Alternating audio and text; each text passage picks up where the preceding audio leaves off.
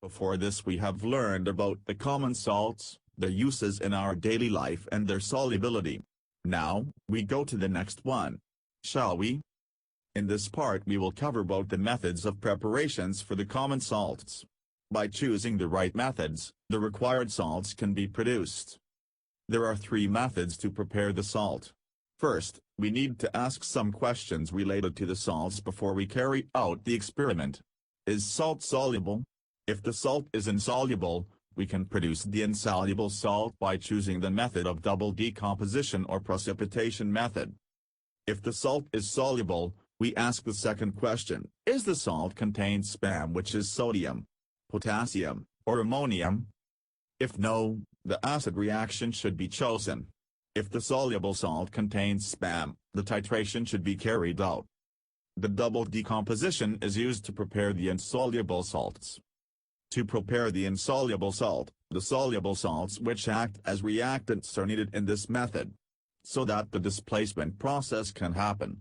If not, the required insoluble salt cannot be produced. At the end of the process, insoluble and soluble salt will be produced as the end products. We go to the method how to do it. First, prepare two reactants. In this case, silver nitrate and sodium chloride are chosen. Next, two reactants are mixed, and a precipitate is formed. This precipitate is insoluble salt. Then, filter the solution to gain the precipitate. Next, rinse the precipitate with distilled water and dry by pressing it between sheets of filter paper. The titration involves the reaction between acids and bases to form salt and water. First, mix the acid slowly to the base. At the same time, shake the flask. Then, heat gently the mixture to evaporate the solution.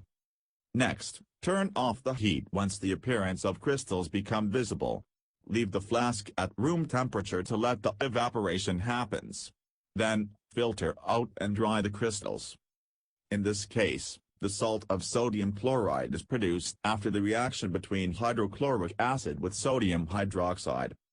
This process happened between acids and insoluble base such as metal oxide. First step is, add the insoluble base slowly to the acid and heat gently the mixture. After the mixture is heated, filter out the mixture as to remove the excess solid reactant. Next, to remove the water of the filtrate, it needs to be heated. Then, turn off the heat once the crystals appear. Leave the flask at room temperature and filter out the crystals. Then, dry the crystals after rinse it with the distilled water. In this case, the copper 2 oxide is reacted with nitric acid. So, the crystals of copper 2 nitrate is gained.